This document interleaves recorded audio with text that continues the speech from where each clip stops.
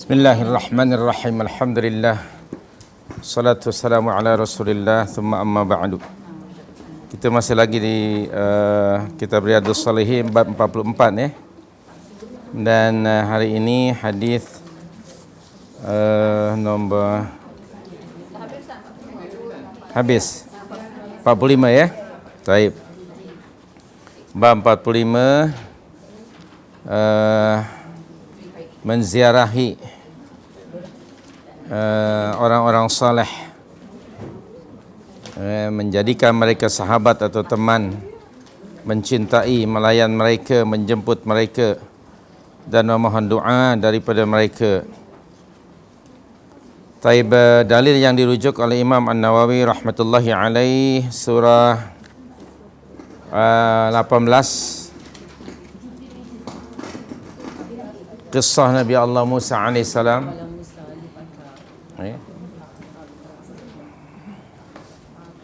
Taib, sebagaimana biasa kita akan baca dahulu ayatnya ya. Surah yang ke-18 ayat 60. A'udzu billahi minasyaitonir rajim.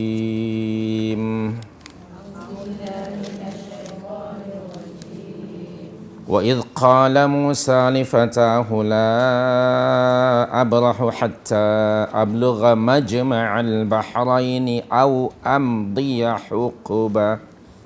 وَإِذْ قَالَ مُوسَى لِفَتَاهُ لَا أَبْرَحُ حَتَّى أَبْلُغَ مَجْمَعَ الْبَحْرَيْنِ أَوْ أَمْضِيَ حُقُبًا فلما بلغا مجمع بينهما نسيا حوتهما فاتخذ سبيله في البحر سربا.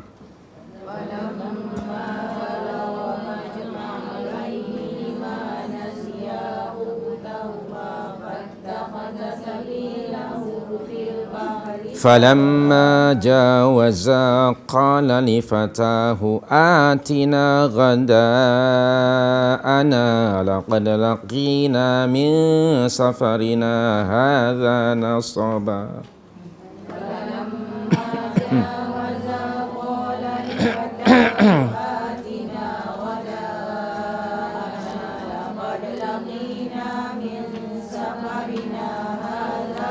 قال أرأيت إذ أوينا إلى الصخرة فإني نسيت الحوت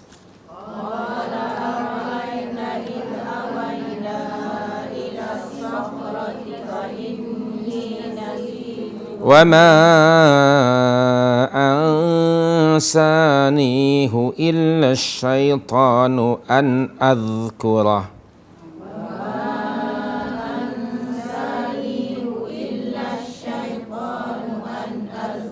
واتخذ سبيله في البحر عجبا. قال ذلك ما كنا نبغي فارتدا على آثارهما قصصا.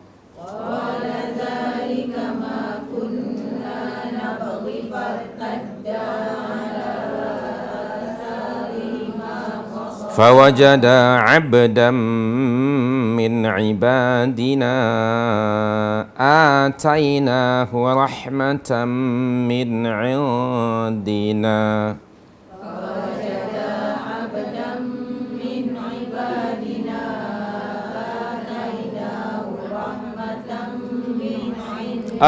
آتيناه رحمة من عندنا وعلمناه من لدنا علما.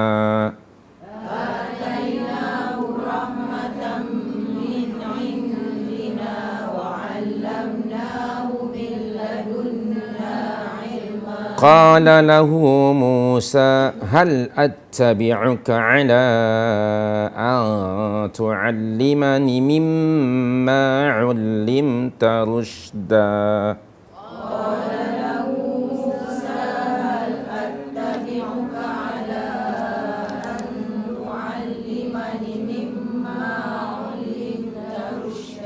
Taib.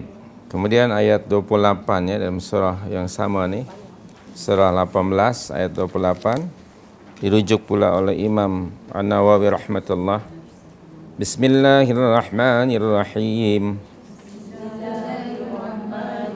Wasbir nafsaka ma'al ladzina yad'una rabbahum bil ghadati wal 'ashiyyi yuriduna wajhah. واصبر نفسك مع الذين يدعون ربهم بالغداة والعشي يريدون ولا تعد عيناك عنهم تريد زينة الحياة الدنيا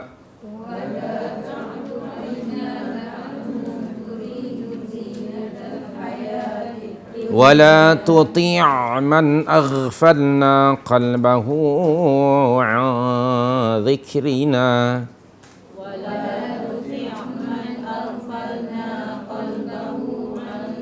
واتبع هواه وكان أمره فرطا.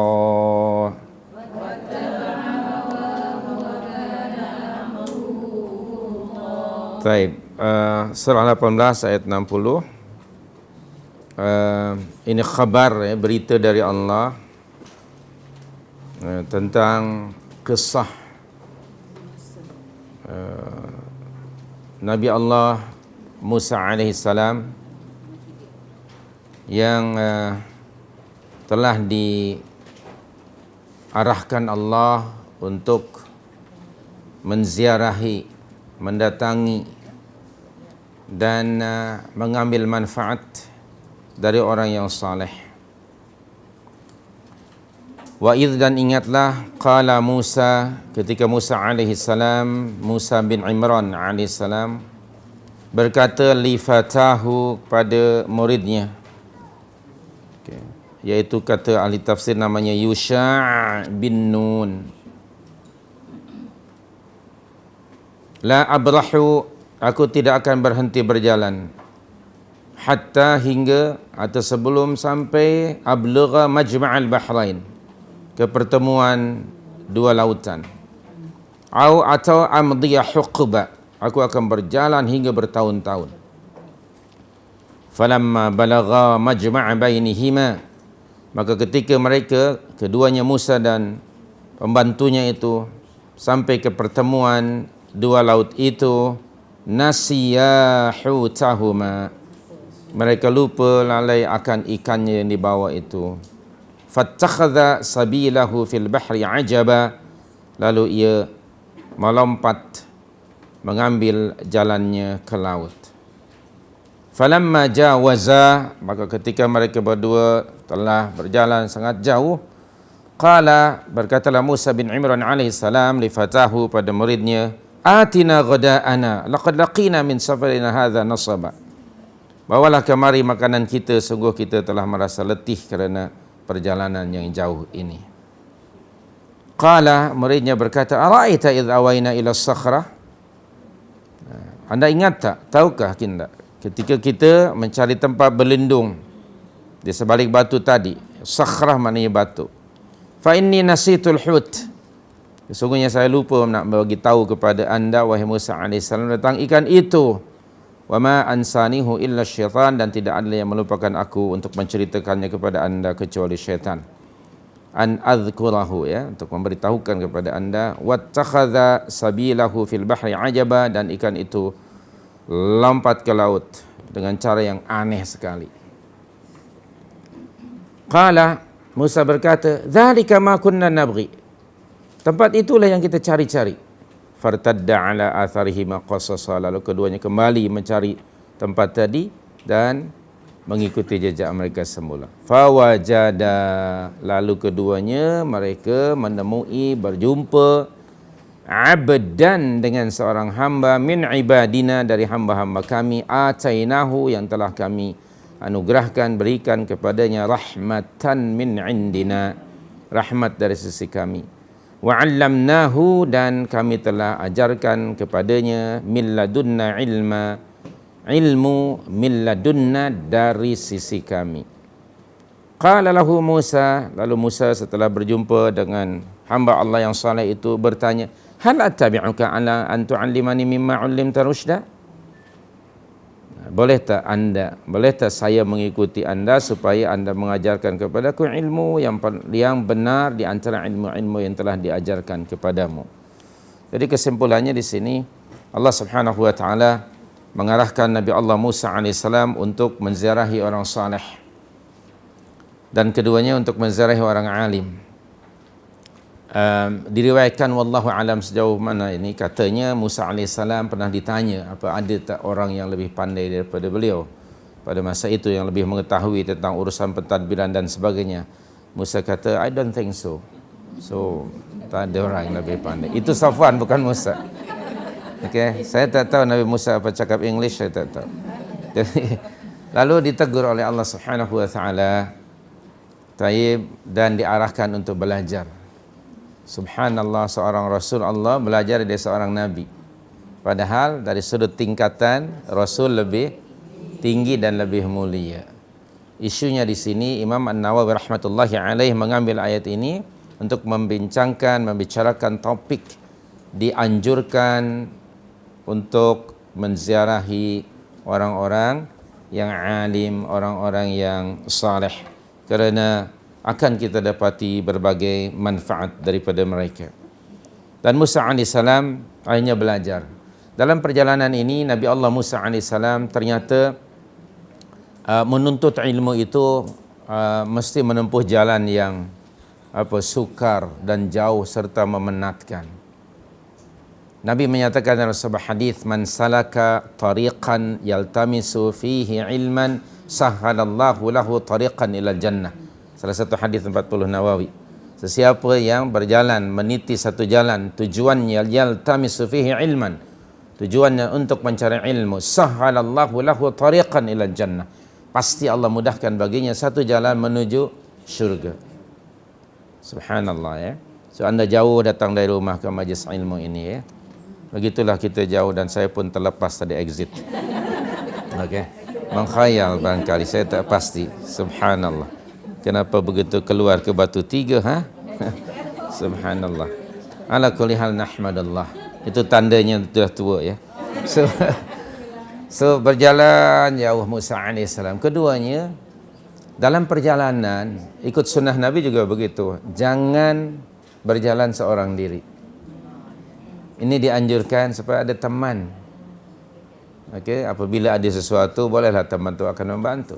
Bahkan dalam hadis yang bab safar, kitab yang kedua dalam hadis dalam buku ini, Nabi menganjurkan kalau kita berjalan bertiga, hendaknya salah seorang di antara kita ditunjuk sebagai imam untuk memimpin dalam perjalanan ya. Jadi kemudian berikutnya, dalam menuntut ilmu perlu ada bulghah, ada modal, ada pitih, ada wang ringgit. Nabi Musa alaihissalam dia bawa bekal kan? Dia bekal. Itu bulghah. Kalau anda masih ingat, Al-Imam Muhammad bin Idris Asy-Syafi'i rahmatullahi alaihi, beliau mengatakan dalam syairnya, akhi lan tanala al-ilma illa bisittatin sa'unbika ta'wilaha bibayanin. Saudara, anda tidak akan mendapati ilmu melainkan anda memenuhi 6 syarat, dan saya akan jelaskan satu persatu, kata beliau. Zaka'un wa hirsun wa ijtihadun wa bulghatun, tulu zaman, dan wa suhbatu ustaz. Ini 6 syarat. Zaka, mesti ada akal yang sehat. Akal saja geliga. Yang keduanya mesti ada hirsun, ada keinginan. Kalau tak ada keinginan nak belajar, walaupun akalnya cerdas, mungkin jadi malas. Mesti ada keinginan hirsun, keinginan yang kuat untuk belajar, untuk menuntut ilmu. Serius menuntut ilmu ni. Baik. Karena itu ibadah. Kemudian wajtihad, mesti berusaha. Kalau disuruh dihafal, hafalkan. Kalau disuruh rekodkan, begitu. Okey. Serius ni. Okey. Tapi itu wajtihad, bersungguh-sungguh. Tak boleh main-main belajar ni, mesti serius serius. Itu dah wajtihad. Yang keempatnya wabulghah, ada modal. Mesti beli Al-Quran, beli buku ni kan. ke Riyadhus Salihin, ada pen, ada recorder dan sebagainya. Bulghah, modal. Subhanallah, datang ke sini tentu ada naik kereta mesti isi minyak kan, entah RON 95 ke 97 terserahlah. Kemudian anja bayar tol kan, itu semuanya bulghah, wa bulghatun. Yang terakhir yang kelima, yakni wa suhbatu ustaz, sentiasa menziarahi guru, bergaul dengan orang alim, datangi guru, ziarahi seperti Musa alaihissalam. Musa alaihissalam tadi bawa bulghah tak?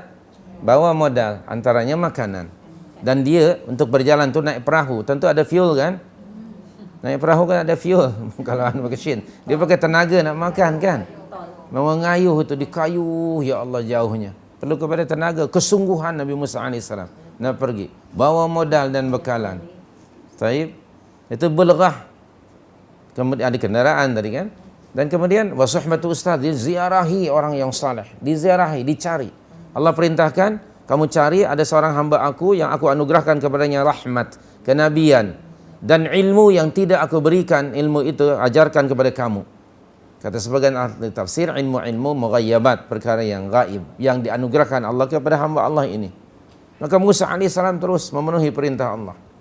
Tulu zaman, dan masa yang panjang menuntut ilmu. Berjalan pun tadi panjang, lama. Begitu kata Imam Asy-Syafi'i rahmatullahi alaih. Musa alaihissalam memenuhi ini. Musa ada hirsun, bukan begitu?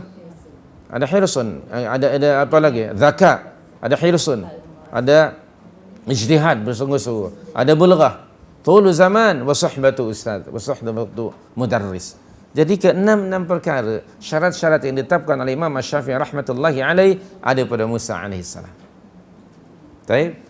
Siapa yang mesti dijumpai oleh Musa alaihissalam pada ayat yang ke-65, fawajada 'abdan min ibadina. Hamba Allah ini menurut para ahli tafsir ialah Khidir alaihissalam. 'Abdan min ibadina.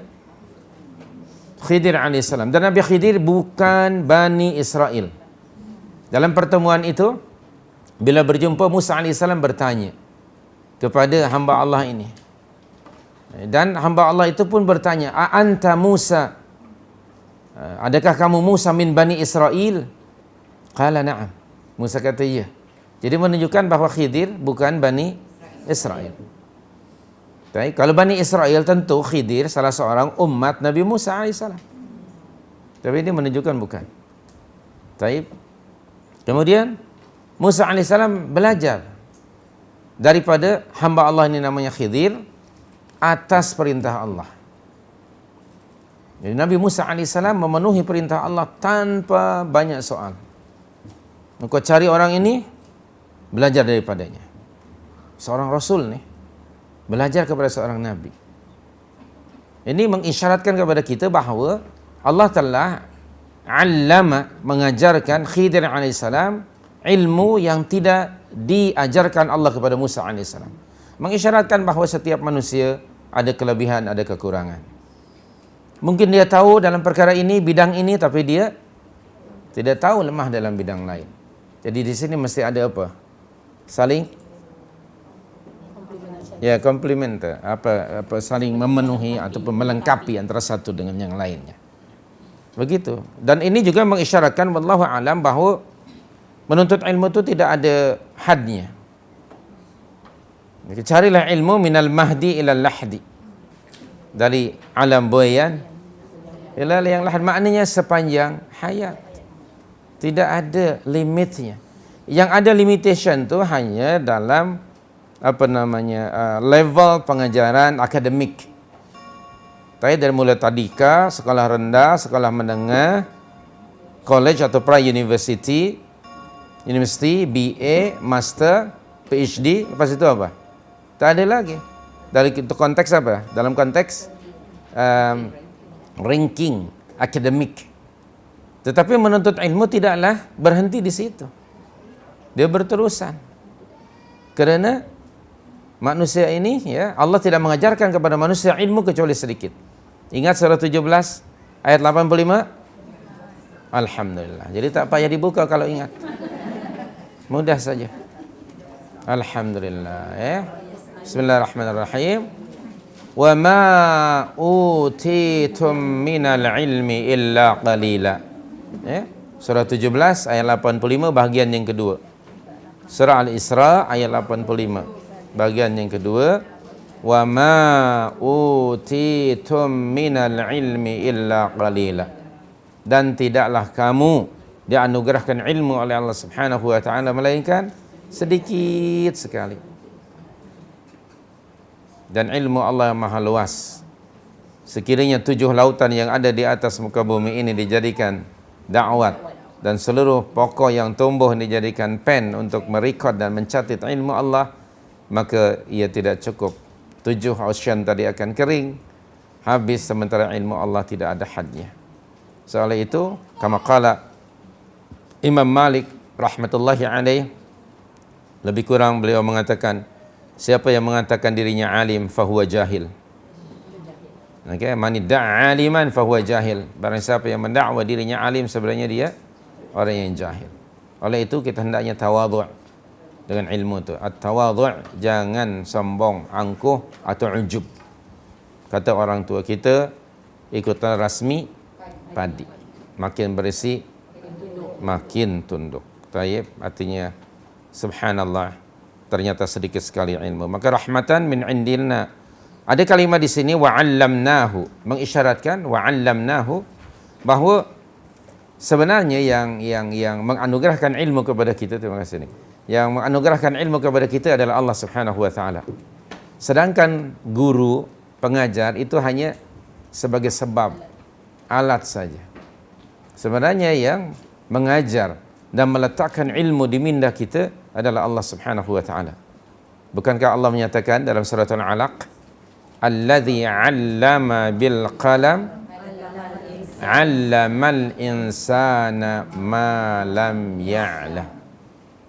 'Allamal insan, Allah yang mengajar manusia ma lam ya'lam, ilmu yang belum mereka ketahui. Karena banyak lagi ilmu yang belum kita ketahui. Maka mohon kepada Allah, Allahumma anfa'na bima 'allamtana wa 'allimna ma yanfa'una. Allahumma ya Allah, infa'na, manfaatkanlah, ma 'allamtana, apa yang telah engkau ajarkan kepada kami, wa 'allimna, dan ajarkanlah kami, ma yanfa'una, ilmu yang memberi manfaat kepada kami. Salah satu di antara doa Rasulullah sallallahu alaihi wasallam, memohon kepada Allah ilmu yang bermanfaat. Taib. So, wa 'allamnahu min ladunna. Ilmu itu datang dari sisi Allah Subhanahu wa taala. Allah menganugerahkan kepada kita ilmu. Dahulu kita tidak tahu apa-apa. Taib. Selalu kita baca surah 16 ayat yang ke-78. Wallahu akhrajakum min butuni ummahatikum la ta'lamuna syai'a.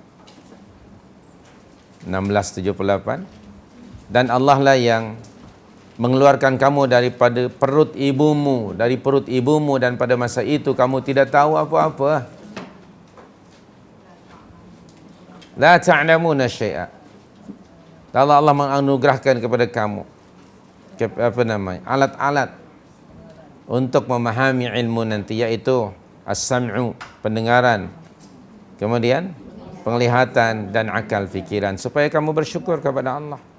Gunakan itu untuk menuntut ilmu. Lalu maka biiznillah, dengan izin Allah, wa bimasyiatihi wa rahmatihi, kita pun belajar, dan akhirnya dari tidak tahu sekarang sudah tahu sesuatu, dan nanti akan tiba masanya tak tahu lagi. Apa yang sudah diketahui hilang. Perhatikan surah 22 ayat yang kelima. Okay? Surah Al-Hajj ayat yang kelima. Akhirnya na'udzubillah sampai kepada keadaan umur, arzalil umur, likai la ya'lam min ba'di ilmin syai'a. Betul ayat itu? Sampai ke usia arzalil umur, pikun atau nyanyuk, hingga ia tidak lagi tahu apa yang pernah dia ketahui sebelumnya. Sekali lagi kita berta'awudz kepada Allah, berlindung daripada mencapai usia, sampai usia nyanyuk. Allahumma inni a'udzubika min an uradda ila arzalil umur. Ya Allah, aku berlindung kepadamu daripada mencapai usia pikun ataupun nyanyuk. Taib. Jadi ilmu itu dari sisi Allah Subhanahu wa taala, min ladunna. Perlu Anda catat dan kita ingatkan. di masyarakat kita ada orang yang mendakwa kononnya ada istilah ilmu ladunni.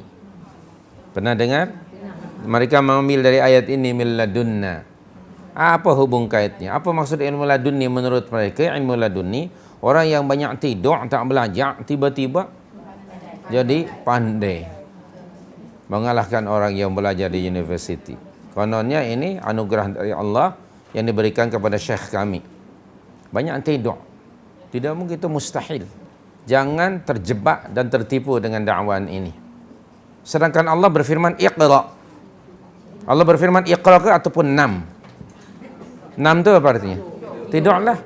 Allah kata iqra, bukan nam. Okey, tidak. Iqra. Dan Nabi SAW menganjurkan kita untuk menuntut ilmu. Talabul ilmi faridatun ala kulli muslim. Dan Rasul sendiri, kana Rasulullah yu'allim. Dalam surah 3 164, salah satu di antara kewajiban dan agenda tugas Rasul ialah ta'limun nas. Surah 3 164 selalu kita baca, wa yu'allimuhumul kitaba wal hikmah. Bukankah baginda sallallahu alaihi wasallam punya markas institusi pendidikan di rumah Al-Arqam bin Abil Arqam? Betul? Masa di Makkah, rumah Al-Arqam bin Abil Arqam dijadikan sebagai pusat pengajian dan para sahabat belajar tentang agama dari baginda sallallahu alaihi wasallam. Rasulullah mengajar. Kenapa para sahabat tidak tidur saja? Nabi kata tak payahlah you all datang ke kelas, you tidur, insya-Allah Allah akan buka minda you, dimasukkan semua jenis ilmu. Mana ada. Jadi jangan tertipu dengan kononnya syekh kami, dan biasanya istilah ladunni ini dihubung kaitkan dengan kelompok tarikat dan sufi. Maka syekh kami tak pernah belajar, dia tidur aja. Lepas itu jadi someone, belajar. Tanpa belajar, kononnya ada ilmu. Makanya selalu di antara dalil mereka selalu mimpi. Kan? Syekh kami mimpi, si fulan mimpi. Mimpi ada hubung kait dengan apa? Jaga ke tidur? Dengan tidur. Jadi menunjukkan bahawa syekh anda itu banyak tidak mengkaji. Sementara Allah sendiri memerintahkan kepada kita dalam banyak ayat antara lain baca Al-Quran. Kemudian tadabburi Al-Quran kan? Liyadabbaru min ayatihi waliyatadzakkaru ulul albab. Diperintah untuk tazakkur. Aneh bin pelik. Tolong anda jangan tertipu dengan dakwaan ladunni. Itu minasyaitan barangkali ya. Naam.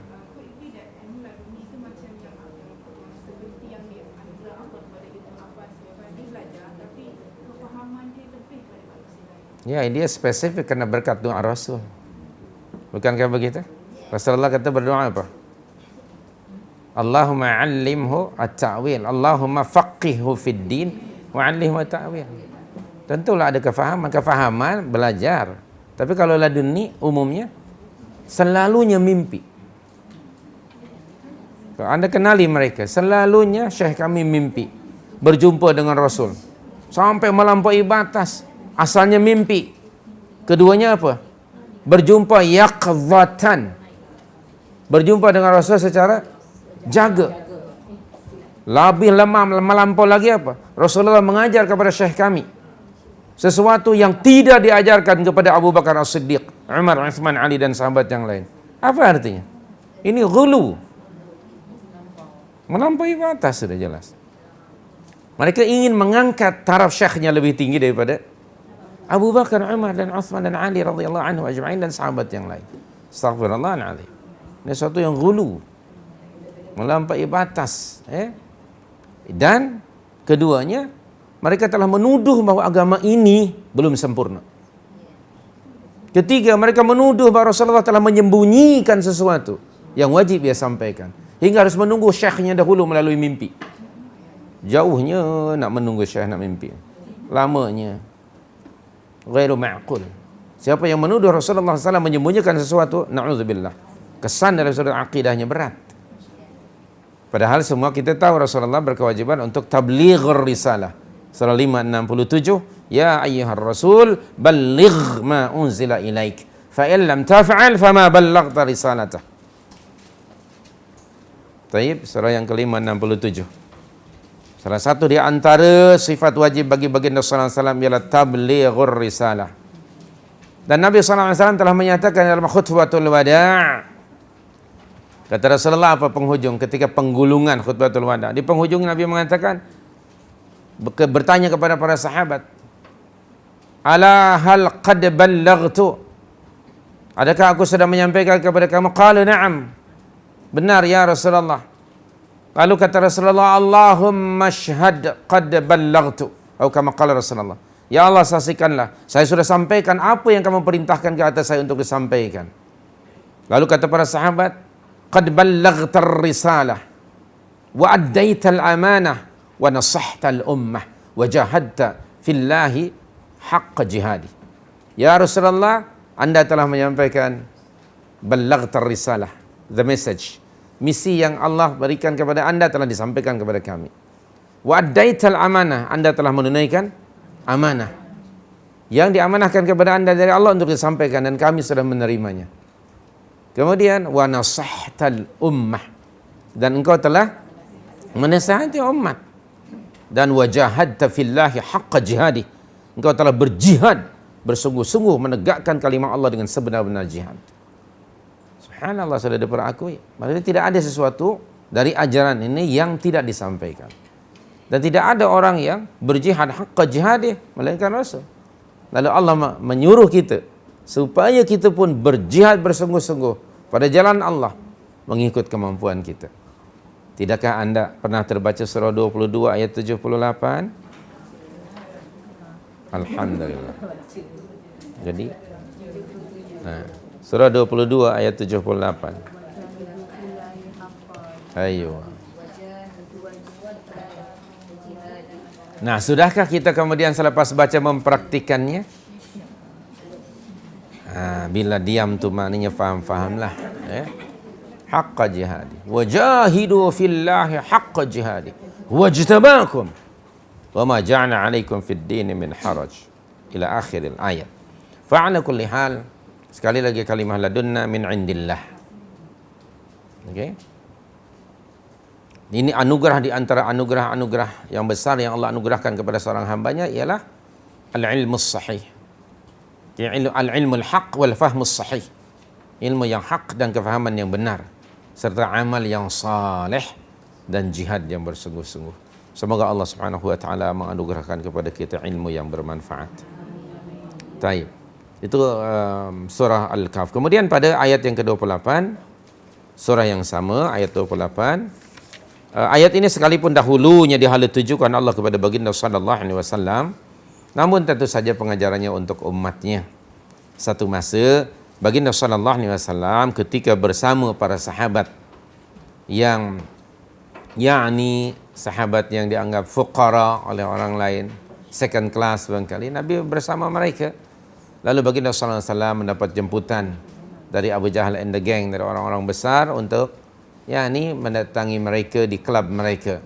Maka Nabi terfikir ketika itu, alangkah baiknya, baik juga kalau aku penuhi jemputan mereka, aku sampaikan dakwah, siapa tahu mereka akan mendengar, menerima dakwahku. Kalau seorang saja di antara mereka masuk Islam, tentu ribuan di belakang mereka, pengikut mereka akan masuk Islam. Dan Nabi hendak meninggalkan para sahabat yang sedang sentiasa zikrullah, mentaati Allah Subhanahu wa taala. Turun ayat ini. Wasbir nafsaka ma'al ladzina yad'una rabbahum bil ghadati wal 'ashyi yuriduna wajhah. Dan tetaplah kamu bersabar, tetap bersama-sama. Siapa dia? Orang yang patut kita bersama, orang-orang yang selalu yad'una rabbahum bil ghadati wal 'ashyi, orang-orang yang sentiasa berdoa, berzikir, mentaati Allah, menyembah Allah di waktu pagi dan petang dengan mengharap keridhaannya. Yuriduna wajhah. Inilah dia ayat yang jadi diambil sebagai dalil oleh Imam An-Nawawi untuk sentiasa kita bersama-sama orang-orang yang saleh. Dekati mereka, sentiasalah bersama dengan mereka, pergauli mereka. Okay. Ma'al ladzina yad'una rabbahum bil ghadati wal 'ashyi yuriduna wajhah. Yang diarahkan Allah untuk bersama mereka itu Rasulullah. Adakah orang yang lebih soleh daripada Rasulullah? Tidak ada kan? Sebenarnya teguran Allah itu untuk saya dan Anda. Tak terasa ke Anda diperintah oleh Allah? Nampak tak ada respon? Ini dari Allah untuk kita. Kalimah wasbir, kata kerja perintah singular. Singular, every person diperintah oleh Allah untuk sentiasa menziarahi orang yang saleh bersama mereka, jadikan mereka sebagai teman. Ziarahi mereka. Ma'al ladzina yad'una rabbahum bil ghadati wal 'ashiyyi yuriduna wajhah. Orang-orang yang saleh tentu yang macam ini. Orang-orang yang hidupnya sentiasa mencari keridhaan Allah. Orang-orang yang berusaha untuk sentiasa dekat dan hampir kepada Allah Subhanahu wa taala dengan melakukan amalan-amalan saleh yang diridhai dan disukainya. Nah, cari orang yang macam ini. Okey, yang yuriduna wajha, yang sentiasa yad'una rabbahum bil ghadati wal 'ashyi yuriduna wajha. Itu perintah. Kedua ada larangan. Wala ta'du 'ainaka 'anhum. Oh, ini keras nih larangan. Dan janganlah kedua mata kamu berpaling daripada mereka. Maksudnya Allah melarang Nabi SAW untuk meninggalkan mereka. Hanya kerana semata-mata apa? Turiduna zinatal hayatid dunya. Kerana kamu nak apa? Nak berjumpa dengan orang-orang besar, orang-orang kaya, orang-orang yang punya kedudukan. Kamu nak apa? Sedikit sebanyak dapatlah glamour, bergambar dengannya. Okay, dapatlah fotograf dan sebagainya. Nak sangat dekat dengan mereka tu. Begitu. Baik, sehingga meninggalkan orang-orang subhanallah yang sedang yad'una rabbahum bil ghadati wal 'ashyi yuriduna wajha. Okey, tujuannya ialah untuk zinatul hayatid dunya, seperti pangkat, dekat ya, kedekatan dengan si fulan itu, glamour, selebriti. Maklumlah kalau dekat dengan si fulan nama pun ikut naik. Kadang-kadang begitu pada member. Okey, you tengok gambar. Siapa ni? Siapa ni? Oh, kita pun terperanjat. So, apa yang dibanggakan? Allah sendiri melarang. Orang-orang yang hidupnya apa lagi? Karakter mereka yang dilarang ni. Wala tuti' man aghfalna qalbahu an dzikrina.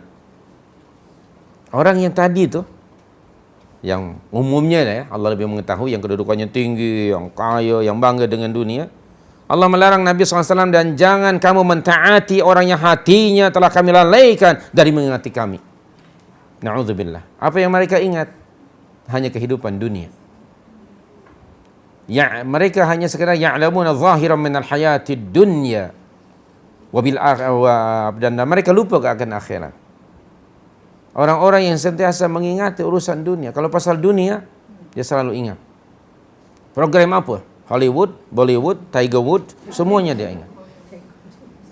Ketengok dia, kalau hafal betul, okey jam sekian hari ini, program TV, ingat betul.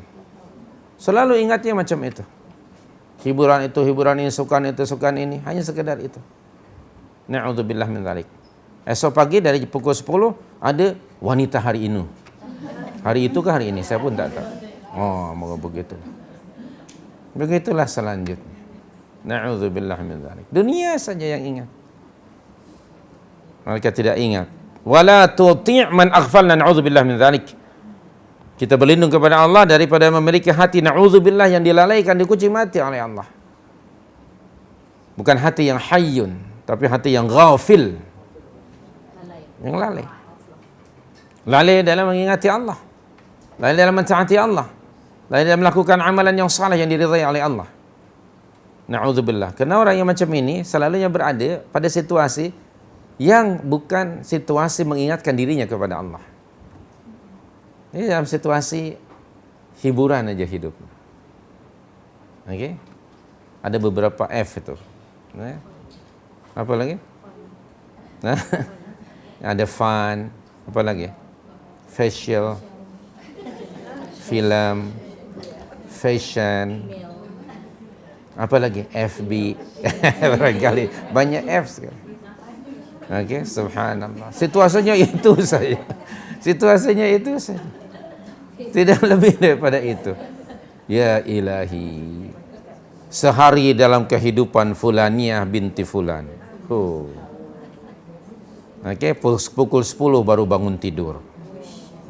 Okey. 10 hingga 11 masuk gym. Okey, 11 12 begitulah. Riyadhah lah kan, gitulah, bukan lagi. Tapi 10-11 entah mandi entah apa 11-12 masuk facial, masuk sepak. Okey, dari mula ujung rambut hingga hujung kuku. Ataupun masa rambut ini baca my world, your world, his world. Kan dunia. Subhanallah, 2-3 jam habis. Lepas itu ada lunch. Lepas lunch tengok filem. Tengok filem 2-3 jam. Lepas itu nanti borak petang pula. Kemudian nanti mungkin exercise lagi sampai maghrib hingga isya dan tidur pukul 2 pagi. Begitulah. Okey, dan saya gunting tu sebab ada dalam akhbar tabloid mingguan tu. Sehari dalam kehidupan fulaniyah binti fulan. Kita tengok hidupnya macam ini. Tidak ada environment yang ingat pada Allah. Na'udzubillah min dzalik. Okey. Hanya itu saja hidup mereka. Wala tuti' man aghfalna qalbahu an dzikrina. Kenapa begitu? Tengok ayat berikutnya. Na'udzubillah. Kalau hati sudah dilalaikan, wattaba'a hawa. Pasti dia apa yang dia ikutkan? His own lust and desire. Maka hidupnya tadi dalam suasana maksiat kepada Allah. Na'udzubillah min dzalik. Tidak ada kerjanya kecuali ittiba'ul hawa. Bahkan kadang-kadang na'udzubillah min dzalik mungkin hawanya sudah jadikan Tuhan. Ingat surah 45 ayat 23? Alhamdulillah. Gembira saya mendengarnya. Okey, kena selalu ingat. Okey. Maka surah 45 ayat 23. Afara'aita man ittakhadha ilahahu hawahu wa adallahu Allahu ala ilmin wa khatama ala sam'ihi wa qalbihi wa ja'ala ala basarihi ghishawa faman yahdihi min ba'dillah afala tadhakkarun. Tengok. Baik. Jangan sampai seperti itu. Na'udzubillah wattaba'a hawahu. Kemudian balik lagi tadi surah 18. Na'udzubillah yang terakhir. Kalau hati sudah lalai tidak mengikuti Allah, pasti mengikuti hawa nafsu dan seluruh aktivitinya macam mana? Wa kana amruhu furuta. Dan seluruh aktiviti kehidupan hariannya selalu melampaui batas-batas syariat. Akhirnya hidupnya ikut ISA, ikut suka aku, tidak mau kena tegur, tidak mau ditegur, bahkan marah. Na'udzubillah, kita berlindung kepada Allah Subhanahu wa taala dari termasuk golongan seperti ini. Jadi pada manusia ada dua. Ada orang yang sentiasa mengingati Allah dan ada sebaliknya, lalai dan lupa kepada Allah. So, kita diarahkan oleh Allah cari orang-orang yang yad'una rabbahum bil ghadati wal 'ashyi yuriduna wajha. Fenomena dua kelompok manusia ini akan tetap ada. Baik. Jadi ini arahan kepada kita, walaupun sebab nuzulnya dahulu kepada Nabi sallallahu alaihi wasallam. Lalu hadisnya ringkas saja Dari Anas radhiyallahu anhu. Qala Abu Bakar li Umar radhiyallahu anhuma ba'da wafati Rasulillah sallallahu alaihi wasallam. Anas bin Malik radhiyallahu anhu salah seorang di antara khadimur Rasul, pelayan Rasul. Dia melayani Rasul selama lebih kurang 9 atau 10 tahun. Dia berkata, Abu Bakar As-Siddiq radhiyallahu anhu berkata kepada Umar Ibn Al-Khattab radhiyallahu anhu setelah wafatnya Rasul sallallahu alaihi wasallam. Apa kata Abu Bakar kepada Umar? Intaliq bina ila ummi Aiman radhiyallahu anha nazuruha kama kana Rasulullah sallallahu alaihi wasallam yazuruha. Jom, mai kita wahai Umar, kita menziarahi Ummu Aiman. Siapa Ummu Aiman? Beliau ialah pengasuh dan pelayan Rasul sallallahu alaihi wasallam di masa kecilnya. Nabi sallallahu alaihi wasallam memerdekakannya ketika beliau sudah tua dan menikahkannya dengan Zaid ibn Harithah. radhiyallahu anhu. Dan di dalam hadis ini terdapat kesalahan pada penulis, kemudian sudah dibetulkan oleh Syekh Salim. Saya katakan begitulah terjadi kesalahan dalam hadis sebelum ini. Jadi Ummu Aiman radhiyallahu anha, kenapa Abu Bakar As-Siddiq dan mengajak Umar bin Khattab untuk menziarahinya? Kerana kana Rasulullah yazuruha. Kerana baginda semasa hidupnya pernah dan sentiasa mengunjunginya, menziarahinya.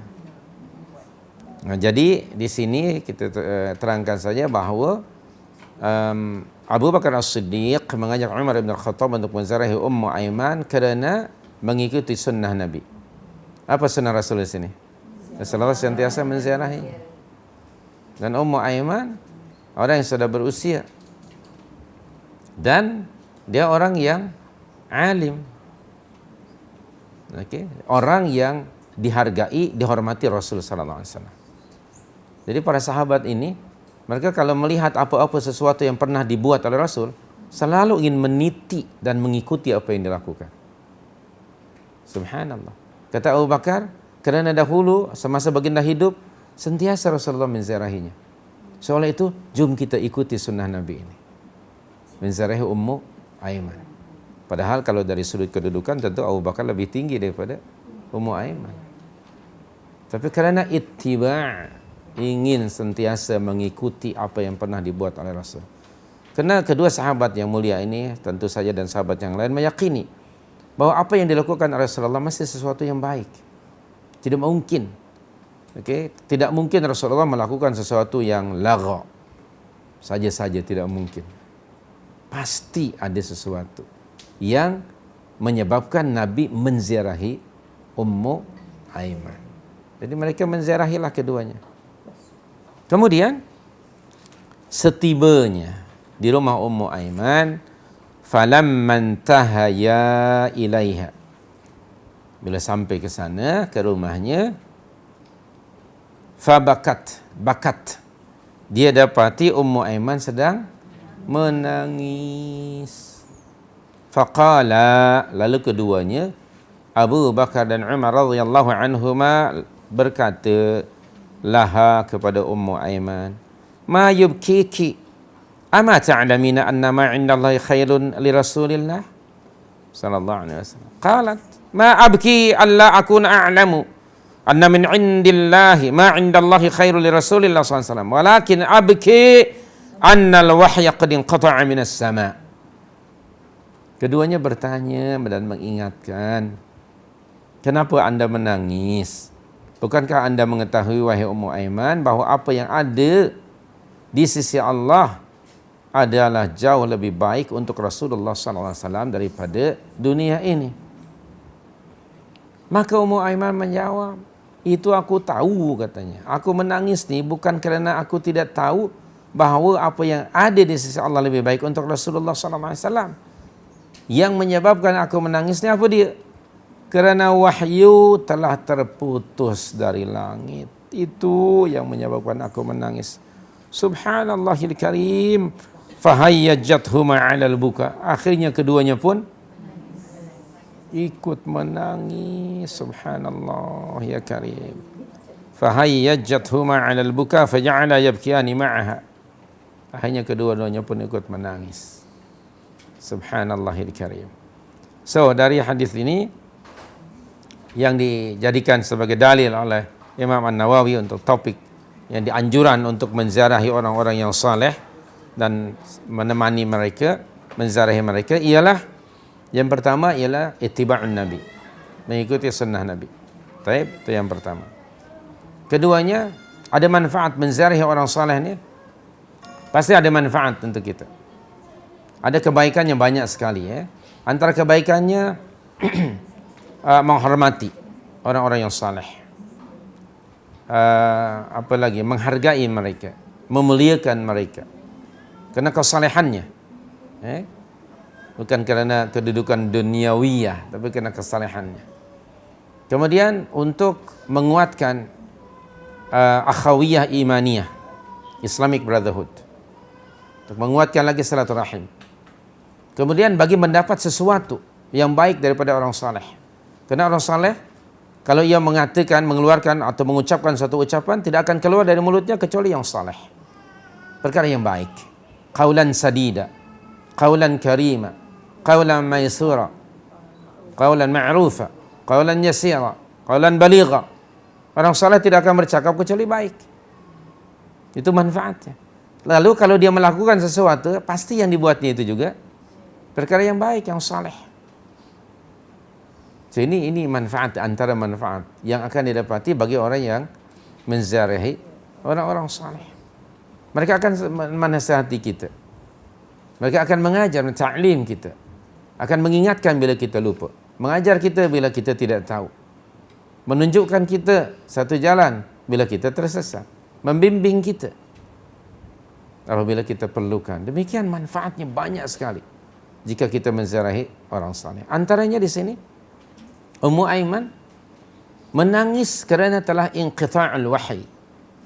Dengan kewafatan Nabi SAW, maka inqita'ul wahyu minas sama. Ketika baginda sallallahu alaihi wasallam berada di Arafah sedang wukuf, turun firman Allah Al-Maidah ayat 3. Bismillahirrahmanirrahim. Al-yawma akmaltu lakum dinakum wa atmamtu alaikum ni'mati wa raditu lakum al-islam madina. Itu ayat yang terakhir yang mengandungi syariat. Setelah ayat itu turun, tidak ada lagi syariat minas sama, dari langit untuk bumi, penduduk bumi ini. Maknanya sudah selesai dah. Kerasulan dan tugas kerasulan Muhammad SAW dengan turunnya ayat itu sudah lengkap, sempurna. Inqata' al-wahyu. Kemudian ayat yang terakhir min haitsun nuzul, turun daripada langit ke bumi, Al-Baqarah 281. Al-Baqarah 281. Bismillahirrahmanirrahim. Ittaqu yawman turja'una fihi ila Allah. Kemudian apa lagi? Belum jumpa. Thumma tuwaffa kullu nafsin bima kasabat wa hum la yudhlamun. Al-Baqarah 281 adalah ayat terakhir min haitsun nuzul, dari sudut turun. Sementara Al-Maidah tadi min haitsus syariah. Setelah baginda SAW mendapat wahyu terakhir dari sudut syariat, Al-Maidah ayat 5, baginda menyelesaikan ibadah haji wada'nya, lalu kembali ke Madinah dan datang ajalnya berusia 81 hari. Dari turunnya ayat itu hingga datang ajal baginda SAW 81 hari. Baik. Sementara min haitsun nuzul, Al-Baqarah 281, setelah tu ayat itu turun, baginda hidup selama 8 hari. Baginda jatuh sakit demam yang menjadi sebab kewafatannya. So aku menangis, kata Ummu Aiman, kerana annal wahya qad inqata'a minas sama. Perhatikan generasi awal. Kerinduan mereka kepada instruction dari langit begitu besar. Subhanallah, Ummu Aiman. Okey? Begitu besar kerinduannya terhadap Al-Quranul Karim. Hingga dia menginginkan, Allah lebih mengetahui, supaya sentiasa langit memberikan instruction dan guidance. Keduanya, Abu Bakar dan Umar radhiyallahu anhuma, sebagai manusia, kedua-duanya lupa akan inqitha'ul wahyu. Hingga diingatkan oleh Ummu Aiman.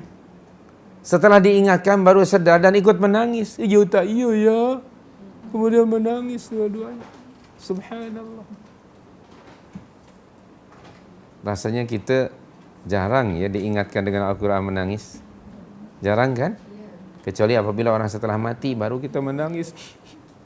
Yasin Al-Quran ini. Innaka laminal mursalin ala siratim mustaqim. Nah, ketika sudah terbaring di depan. Sebelum ini pernah tadi ingatkan dengan Al-Quran menangis. Allahu Akbar. Allah mengingatkan ya, dalam ayat itu surah 57 kalau tak salah. Maka alam ya'ni lilladzina amanu an takhsha'a qulubuhum bi dzikrillah. Tengok surah 57 ayat 16. Allahu Akbar ya Rabb. Ya Allah, berikanlah kepada kami hati yang khusyuk. Alam ya'ni lilladzina amanu an takhsha'a qulubuhum li dzikrillah wa ma nazzala minal haqq wa la yakunu kalladzina utul kitaba min qabl fatala 'alaihimul amad faqasat qulubuhum wal 'iyadzu billah wa katsirun minhum fasiqun. Na'udzubillah. Ini teguran dari Allah Subhanahu wa taala kepada kita semuanya. Belum sampai ke masanya bagi orang-orang yang beriman untuk khusyuk, tunduk, patuh dan menangis dalam mengingati Allah Subhanahu wa taala kepada kebenaran yang telah turun kepada mereka. Apa dia yang dimaksud? Wa ma nazala minal haq. Bukankah maksudnya Al-Quran? Bila lagi kita hati ini akan menangis zikrullah dan ketika membaca Al-Quranul Karim? Janganlah mereka seperti orang-orang terdahulu, orang-orang Yahudi dan Kristen, yang telah diturunkan Allah kepada mereka Alkitab, Taurat dan Injil, tapi kemudian mereka buat tak ada, tak kisah, tidak pernah dibuka, tidak pernah dibaca, apalagi ditadabburi. Akhirnya masa berlalu panjang ke atas mereka, lalu hati mereka menjadi keras, membatu dan mati. Na'udzubillah min dzalik. Hingga putus hubungan hati mereka dengan kitab itu. Teguran dari Allah kepada kita. Amaran, reminder. Bila lagi hati ini akan lembut, khusyuk, tunduk, patuh, menangis apabila kita diingatkan dengan firman Allah Al-Quranul Karim dan zikr Allah. Coba masing-masing kita sekarang bertanya. Pernah tak kita berada dalam situasi itu? Subhanallah. Dan sudah lama kita punya Al-Quran. Berapa tahun sudah? Lebih 20 tahun kan? Kalau anda nikah tahun 70, anda 30 tahun. Talat. Sudah panjang al-amad. Di mana Al-Quran? Yang dulu ada salah satu di antara 9 dulang dulu. Salah satu dulang kan ada Al-Quran.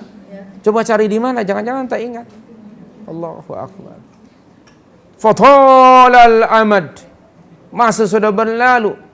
Na'udzubillah faqasat qulubuhum. Hati jadi kesat. Kasat itu jadi kesat. Hati jadi keras. Tidak ada hubung kait dengan Al-Quran. Diputuskan. Na'udzubillah. Hubungan dia, hidup dia sehari-hari dengan Al-Quran, tak ada hubung kait. Na'udzubillah min dzalik. Realiti ini banyak. Dahulu itu Ahlul Taurat, Ahlul Injil. Hari ini ada di antaranya Ahlul Quran. Jauh hidup kesehariannya dengan Al-Quran. Tidak ingat pada Al-Quran kecuali pada masa-masa tertentu sahaja. Ya Rabbi Karim. Astaghfirullahaladzim. Mari kita berlindung kepada Allah daripada memiliki hati yang kesat dan keras. Lembutkan hati ini. Sedangkan gunung ganang yang diciptakan dari batu yang keras, bila Quran diturunkan oleh ketakutan hingga pecah, hancur. Kenapa hati manusia lebih keras? Asyaddu qaswatan, lebih keras daripada batu. Minal hijarah. Wal'iyadzu billah. Anda sudah hafal ayat yang dalam surah 59. Subhanallah. Coba ulang dan ulang, fikirkan. Biiznillah Anda akan menangis membandingkan diri. Kenapa gunung yang begitu besar, gunung yang begitu terjal dan keras batu-batuan, bila ayat Al-Quran diturunkan, maka mereka dalam keadaan ketakutan. Bagaimana dengan hati saya? Lembutkan hati ini dengan sentiasa zikrullah, yad'una rabbahum bil ghadati wal 'ashyi yuriduna wajhah. Kalau masuk zikrullah ialah tilawatul Quran, tadabbur ayatul Quran, maka hati ini akan lembut. Kita sendiri harus berusaha. Jangan mengharapkan kepada environment yang ada, sebab environment tidak kondusif. This is the important untuk sentiasa mendekati orang-orang yang saleh. Tinggalkan orang yang salah, dekati orang yang saleh. Baik. Bila perlu ada senarainya, di mana rumahnya, dekati, ziarahi, pasti akan memberikan manfaat. Orang setinggi, sehebat Abu Bakar dan Umar radhiyallahu anhuma menziarahi Ummu Aiman. Siapalah kita? Tapi keduanya karena manusia dia lupa. Diingatkan oleh Ummu Aiman bahawa laqadin qiyannal wahya qadin qata'a minas sama. Aku menangis kerana wahyu sudah habis. Subhanallah. Baru ingat keduanya. Diingatkan dengan wahyu. Maknanya di sini Ummu Aiman dalam aspek ini lebih tajam ingatannya daripada keduanya. Bagaimana dibandingkan diri kita dengan Abu Bakar As-Siddiq dan Abu Bakar dan Umar radhiyallahu anhu? Di mana kita? Sangat jauh bukan? Jangankan dengan Abu Bakar As-Siddiq, mungkin dengan Abu Bakar baginda pun kita tidak ada apa-apanya. Subhanallahil karim. Baik. Dan di mana kita? Di mana kita? Alam ya'ni lil ladzina amanu an takhsha'a qulubuhum li dzikrillah wa ma nazala minal haqq. Anda ulang ayat itu. Teliti, kaji. Biiznillah akan gemetar, you will tremor in your heart. Kita jarang seperti ini. Baik. Mari, ayo kita ambil pengajaran yang penting sekali dalam ziarah orang-orang yang saleh. Hingga apa yang berlaku? Keduanya bila diingatkan oleh Ummu Aiman, ikut menangis. Menunjukkan hati keduanya sangat, subhanallah, hassas, sensitif. Dan Umar radhiyallahu anhu termasuk orang yang disebut waqafan ala ayatil Quran. Dalam hadis pernah disebutkan, Umar menegur sesuatu yang kita baca sebelum ini. Ada kan orang yang jahil itu kan? Wahai Umar, saudaraku ini seorang yang jahil. Lalu dibacakan Al-Quranul Karim dan Umar kemudian diam. Waqafan maknanya dia berhenti, sentiasa menerima apa yang ada dalam Al-Quran. Bila dibaca saja Al-Quran kepada Umar radhiyallahu anhu, dia akan terus berhenti. Maknanya tidak lagi meneruskan keinginannya atau ucapannya atau pandangannya. Dia tetap tunduk patuh kepada Al-Quran. Itu sifat Umar. Kana waqqafan lil Quran. Disebut saja Al-Quran, dia akan terus menerima, tunduk dan patuh. Ta'at sepenuhnya. Bagaimana dengan umat hari ini? Dibaca Al-Quran, dia tepis. Ditepisnya Al-Quran. Bahkan dihina. 15 abad yang lalu bolehlah. Okey? Al-Quran hanya sesuai untuk orang yang hidup di zaman unta. Sekarang we are modern people, man. Al-Quran is irrelevant, kata mereka. Astaghfirullah. Astaghfirullah. Satu perkataan itu kalau dikatakan purposely dan setelah dia tahu, maka mungkin sangat besar kemungkinannya akan menggugurkan imannya. Satu perkataan. Na'udzubillah min dzalik. Na'udzubillah min dzalik. Di zaman kita jarang Al-Quran dijadikan untuk panduan sehari-hari. Jarang.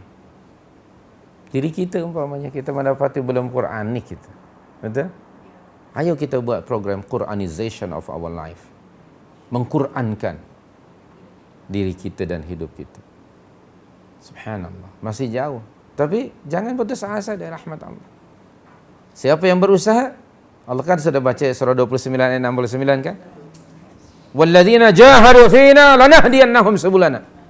Wa innallaha lama'al muhsinin. Ayat itu memberi motivasi kepada kita. Ayo. Biarlah Al-Quran yang akan yuharrikuna, menggerakkan kita. Pada setiap aspek dalam kehidupan kita. Baik. Kita tidak punya lagi hidayah, petunjuk, sumber inspirasi hidup kita, panduan kecuali ma anzalallah Al-Quranul Karim. Tidak ada sumber rujukan hidup yang lebih benar, lebih hak, lebih tepat selain daripada Al-Quran. Dalam surah 17 ayat yang ke-9 Allah menyatakan inna hadzal Qur'an yahdi lillati hiya aqwam wa yubashshirul mu'minina alladhina ya'maluna as-salihat anna lahum ajran, belum jumpa tak apa, ajran kabir. Surah 17 ayat yang ke-9. 17 ayat 9. Astaghfirullahaladzim.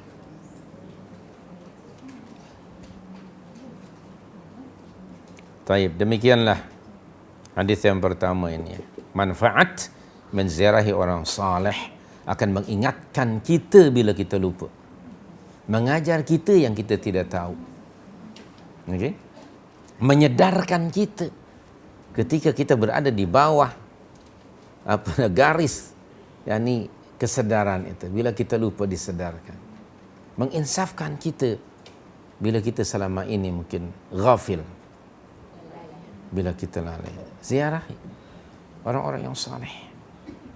Di masyarakat tentu ada orang-orang yang saleh, dekati mereka, minta tausiah daripada mereka, minta tausiah, pengajaran daripada mereka. Banyak manfaatnya dunyawian dan dinian.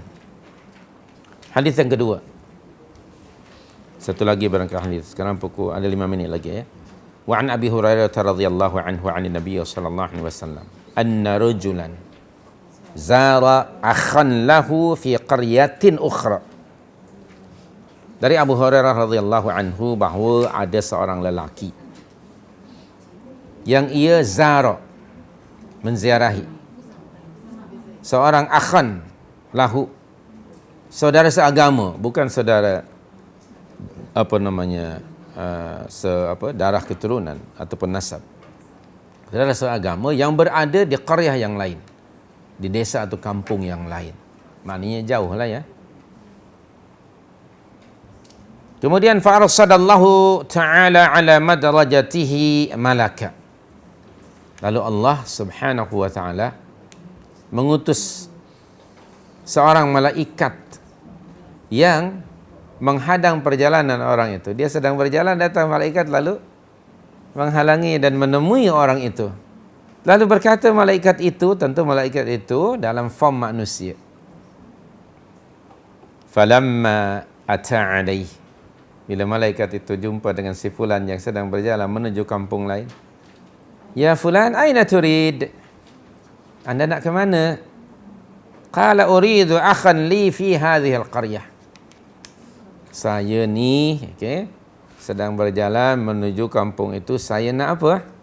Menziarahi saudara saya di kampung itu, qaryah itu. Lalu malaikat itu bertanya lagi, hal laka alaihi min ni'matin tarubbuha alaih? Apa yang mendorong dan motif anda menziarahi dia ni? Apakah anda berhutang budi kepadanya hingga anda nak menziarahinya untuk membalas budi kebaikan dia tadi? Apa kata orang itu? Qala la, saya tidak ada apa-apa hutang budi. Ghaira anni ahbabtuhu fillahi ta'ala. Allahu akbar. Yang mendorong saya menziarahi saudara saya ini tidak lain kerana apa? Subhanallah, saya mencintainya kerana Allah subhanahu wa ta'ala. Ahbabtuhu fillah. Qala, lalu malaikat itu baru sekarang mendedahkan jati dirinya. Fa inni rasulullahi ilaik. Sebenarnya saudara, aku ini adalah malaikat yang diutus kepada kamu untuk menyampaikan pesan dari Allah. Apa dia? Bi annallaha qad ahabbaka kama ahbabtahu fi. Sesungguhnya Allah subhanahu wa ta'ala benar-benar telah mencintaimu seperti mana kamu mencintai saudaramu itu kerana Allah subhanahu wa ta'ala. Allahu akbar ya karim. Kita sambung dengan hadis berikutnya. Juga daripada Abu Hurairah. Rasulullah SAW bersabda, sesiapa ada yang mengunjungi, melawat orang yang sakit atau mengunjungi saudaranya di satu jalan, di jalan Allah, maka ia dipanggil oleh pemanggil. Apa dia? Tibta wa taba mamsyak. Sungguh baik apa yang awal lakukan, dan sangat baik, sungguh baik perjalananmu ini. Dan kamu mengambil satu tempat di antara tempat-tempat yang ada di dalam syurga. Subhanallahil karim. Ala kulli hal, hadis yang kedua ini memberitahukan kepada kita tentang keutamaan seseorang yang menziarahi orang lain lillahi ta'ala. Menziarahi dan mengunjunginya kerana Allah. Kedua, orang ini menziarahinya kerana mencintai saudaranya semata-mata lillah, untuk Allah subhanahu wa ta'ala. Maka ingat, di dalam hadis-hadis yang lain pun juga disebutkan, bahawa untuk merasakan halawatul iman juga mencintai seseorang tidak mencintainya kecuali kerana Allah. Dia menemuinya kerana Allah, berpisah pun juga kerana Allah Subhanahu wa ta'ala. Orang ini subhanallah, dia berjalan dari kampungnya menuju kampung orang lain yang saudara seagama. Tentu dia memakan masa perjalanan itu. Dia penat, payah, tetapi subhanallah Allah meridainya. Kerana dia tidak melakukan perkara itu kecuali kerana dia mencintai saudaranya. Maka pastikan hendaknya kita saling bersaudara, saling mencintai kerana Allah. Jangan bersaudara, berkawan kerana orang itu, ini dengan tujuan-tujuan duniawiyah. Berkawan dengan dia kerana dia someone. Dia tak mau berkawan dengan orang lain kerana dia safwan. Jangan seperti itu. Misalnya lah kerana dia nawan. Jangan. Pastikan nahnu nuhibbu, kita mencintai seseorang kerana Allah Subhanahu wa ta'ala. Kita dituntut untuk mencintai siapa saja orang yang dicintai Allah dan Rasulnya. Baik. Dan sesiapa yang mencintai seseorang kerana Allah Subhanahu wa ta'ala, pahalanya begitu besar. Hingga dia akan mendapatkan kecintaan dari Allah, bahkan dia sebenarnya sedang meniti satu jalan menuju syurga. Ayo kita pastikan, kuatkan Islamic Brotherhood yang mempersaudarakan kita. Bukan bahasa pertuturan yang sama, bukan warna kulit yang sama, bukan hobi yang sama, bukan fashion yang sama, bukan kereta yang sama, tetapi adalah akidah dan iman yang sama. Kita pernah baca surah 49 ayat 10 kan? Ya, alhamdulillah. Innamal mu'minuna ikhwatun. Innamal mu'minuna ikhwatun. Sesungguhnya orang-orang mukmin itu adalah bersaudara. Tanpa mengambil kira kedudukan, pangkat dan harta, serta darah keturunan dan warna kulit, tetapi iman yang sama. Dan pada surah Az-Zukhruf 43-67, ternyata mencintai seorang kerana Allah memberi manfaat tidak hanya di dalam kehidupan dunia ini, bahkan hingga kehidupan yang akan datang. Bismillahirrahmanirrahim. Al-akhillau yawma idzin ba'dhuhum li ba'dhin adu illal muttaqin. Rakan-rakan rapat, kamceng, close friend masa di dunia dahulu, ternyata nanti di akhirat akan apa? Jadi musuh, blaming one another. Kenapa? Kerana dahulu masa di dunia bersahabat dan berkawan atas kepentingan duniawiyah, bukan kerana Allah. Kecuali mereka yang bertakwa, di akhirat tidak saling bermusuhan, malah mereka dengan izin Allah akan saling memberi syafaat antara satu dengan yang lain. Akan dikumpulkan oleh Allah pada tempat yang sangat mulia. Kenapa? Itu natijah dari pergaulan, persahabatan mereka semasa di dunia, diasaskan di atas akidah, iman, dan lillah subhanahu wa ta'ala. Pastikan kita bersaudara ya, berasaskan itu, supaya mendapat manfaat hingga hari akhirat nanti.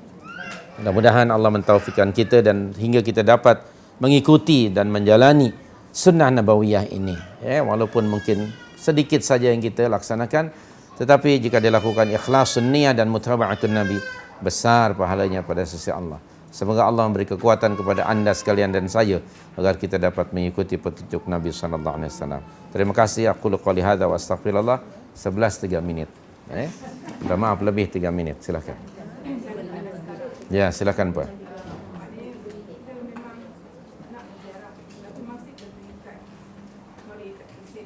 Ya. Wanita, ya. Ya tentu ada nanti syarat-syarat yang tertentu ya. Jadi tidak am. Dalam isu itu, dalam kitab Riyadhus Shalihin boleh dibuka Kitabus Safar. Bab tentang safar ya. Tentu ada kriteria yang lainnya. Ini di sini fokusnya ialah menziarahi orang yang saleh. Lalu nak berziarah tentu tidak boleh seorang. Okey. Begitu. Yang lain sekejap. Silakan.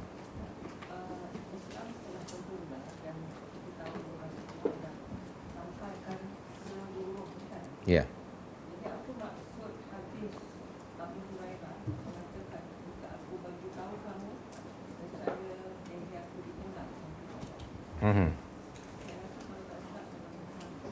Dia tidak ada hubung kait dengan kesempurnaan syariat.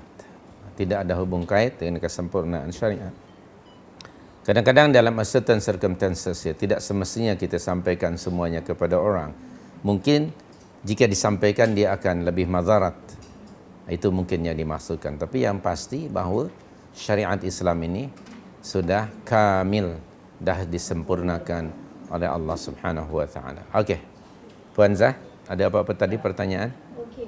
Ustaz, boleh tak Ustaz bagi majlis motivasi untuk majlis ilmu? Tak, saya tahu sikit-sikit tapi dia punya complete narration. Ya, ya. Salah satu tadi Ustaz cakap yang yang meniti. Ya. Dan there's one more yang malaikat tu menaungi. Ya. Dan lagi satu dia sebagai taman syurga. Ya. So Di dalam hadis 40 Nawawi anda akan dapatinya, cari insya-Allah taala. Dalam kitab Riyadhus Shalihin ada Kitabul Ilm, second volume nanti ada Kitabul Ilm.